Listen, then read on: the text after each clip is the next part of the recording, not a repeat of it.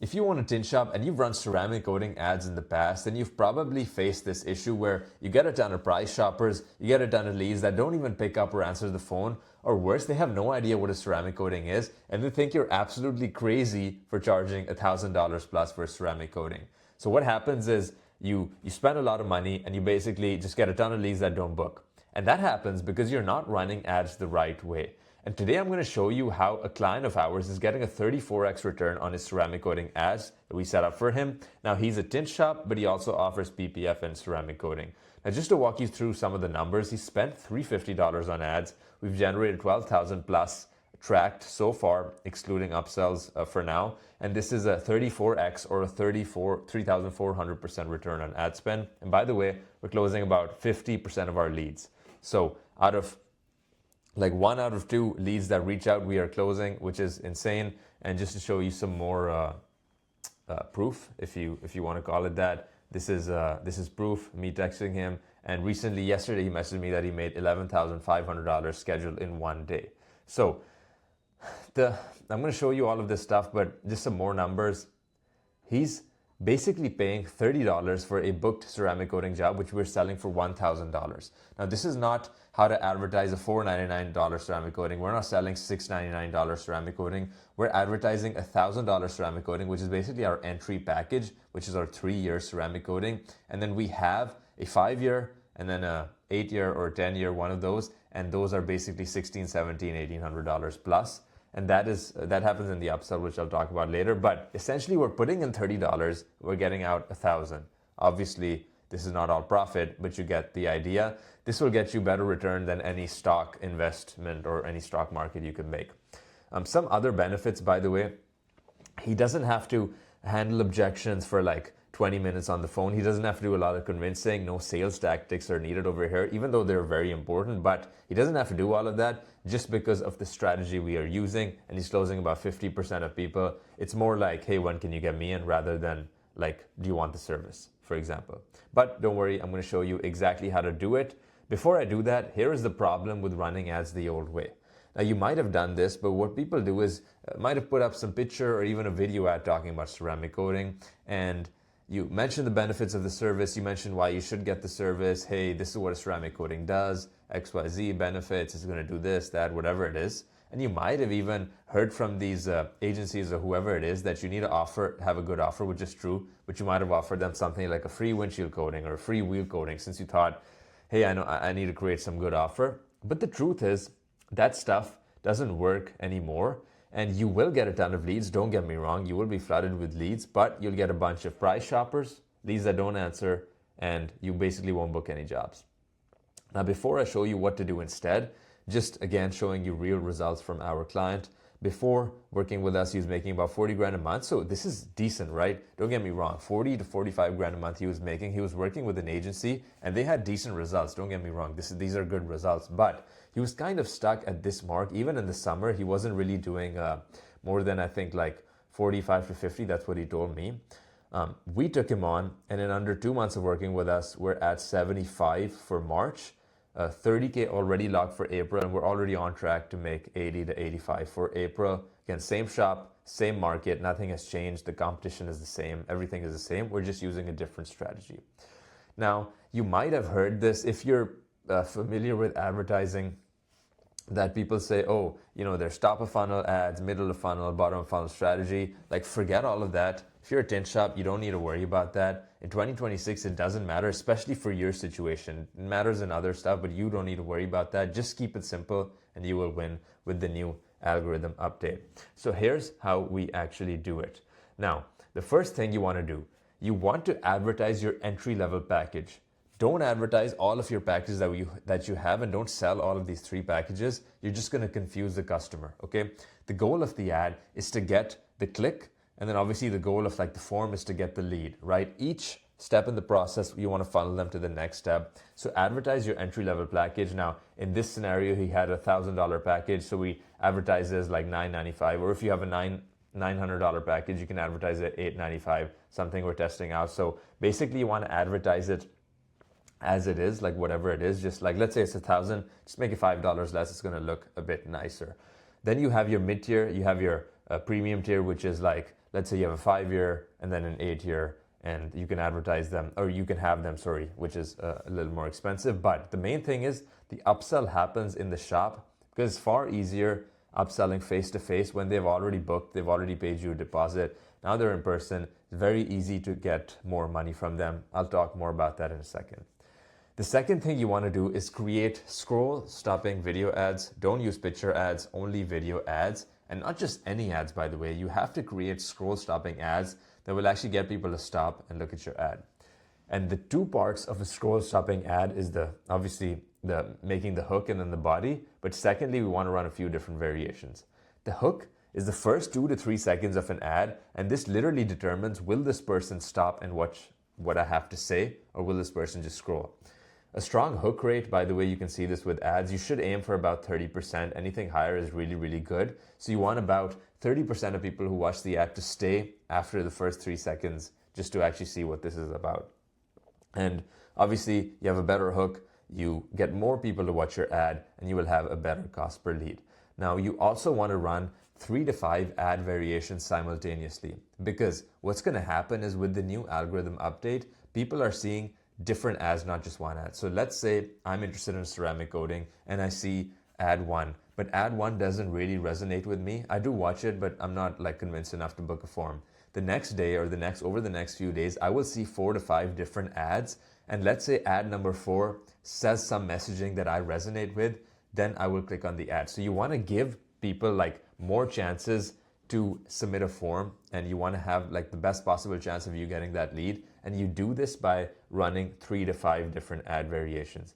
By the way, if you want the exact script of the ad, just comment script below, I'll send it over. Or if you want the hooks that's been crushing it, just comment it and I will send it over. But the reason this works, by the way, is because of the levels of awareness. Now, this picture I have taken from B Plan Now. I want to give them credits. It's a great picture. So just check them out over there. But what you need to understand from this is there's different levels of awareness for a service. So let's say ceramic coating in particular, you have people that are most aware and product aware. So these are people who are either leads of yours, or they know exactly what a ceramic coating is and what a ceramic coating does. This is like literally 3 to 5% of the market. So these are very, very small percentage of people. And then you have people who are like, let's say, solution aware. So they know that they have the problems of like, what's the problem with ceramic coating? Like the car doesn't look as good. It's not that easy to maintain. It takes too long to clean. It's not protected from the elements, all of that stuff. It's fading, whatever it is. They know that they're facing that problem, and they know that a solution exists, not necessarily ceramic coating. They don't know what the solution is. You call those people solution aware. Problem aware people are just people that know the problem of the 5 problems that I mentioned, like it just takes too hard to clean, it doesn't look as good, paint is fading, all of that stuff, but they don't know a solution exists. So what you want to do at the start is you do not want to sell to people who are problem aware or even completely unaware. Just ignore these people. You want to sell to people most aware and product aware and even solution aware, right? Because you want to start off by targeting that 3 to 5% of the market, because that is where you have the most immediate money, and that is what this ad strategy targets. And just targeting this 3 to 5% of the market can make you like 100 grand plus a month easily.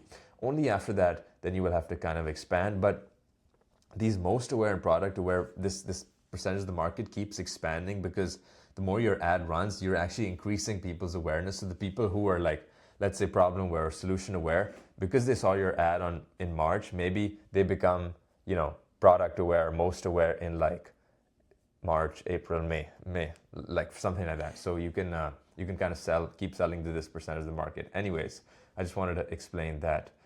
By the way, this is like completely raw video. If you think this was some overly scripted video, you're in for a treat, because again, this is number 2 and this is number 4, so it doesn't even make sense.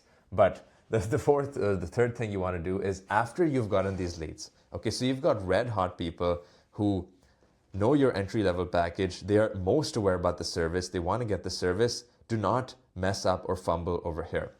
Don't let leads go cold, because what happens is you will have a 300% more chance of selling someone if you call them within 60 seconds. 60 seconds. So what does 60 seconds even mean? 60 seconds mean the moment you see the lead, you should be dialing them on the phone or in the CRM and hitting the call button, so that they get the call as soon as like they're just clicking off the ad. And you want them to say, by the way, oh my, oh gosh, like this was quick, like that was so fast. If you don't hear that, you're not calling them fast enough. But call them immediately. That's when they're still warm. That's when they're still thinking about it. It's in their mind. If you wait 10 minutes, your close rate will drop. If you wait more than 60 minutes, I would just forget about selling them. Don't wait that long. On the call though, again, remember how we spoke about you having different packages? Do not pitch your most expensive package.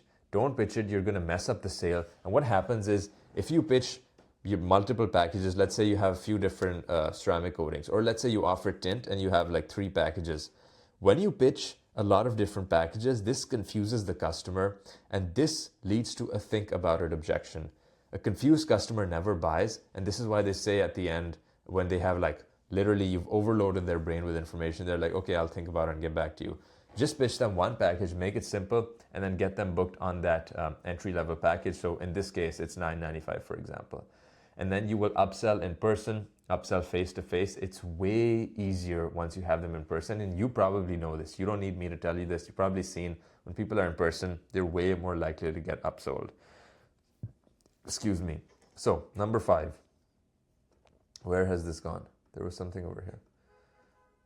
Okay, so basically, on the day of the booking, when the customer arrives, you want to upsell them. And this is where you're going to make a lot of your money and a lot extra profit. And Alex Ramosi talks about this, like your money model is getting them through the door and then upselling them as much as you can. Now, you're not selling them on something they don't need, right? They came in for protection, they came in for this. Don't sell them on something they don't need. Just present it as the next possible solution, or just at least at the minimum make an offer. And you'll be surprised, by the way, how many people upgrade. It's way easier in person once they've kind of already halfway through the door. So what do you actually upsell? Will you upsell your higher coating packages? I would start there. You also tell them about your PPF packages and the level, the advanced ceramic coating doesn't protect. Don't get me wrong. And don't advertise ceramic coating as a protection, by the way. But that being said, like in person when they come, you advertise PPF as like it's actually a proper protection that you're getting for your car. But at the minimum, let's say they don't upsell anything, at least get them in on 2 front windows just to make some extra money, and you can get them in for like 180, 200 extra bucks. And this is a good way just to increase that ticket by another 200 bucks. That should be the minimum goal. Like if you were running this funnel, I want you at minimum to upsell them front window. And you'll be surprised, like 20% of people might go for the highest paying ceramic coating package. It's like people want the most expensive thing, so just offer it to them. So that is the upsell package. And the last thing, and this is very important as a shop, is to track your numbers. You have to know your cost of acquiring a customer. And over here, when I mentioned that it was 30 for us, I'll show you how we actually calculate that. So first of all, you want to find your cost per lead. Let's say it's $15. Secondly, you want to track your closing rates, how many leads you're closing. Ignore auto tint, ignore PPF. Ceramic coating is about 45%.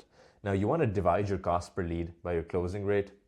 And that would be basically $15 divided by 0.45 as a decimal, not as a percentage. For anyone who knows math, you'll know why it's as a decimal. But this comes to $33. So yes, did I say 30?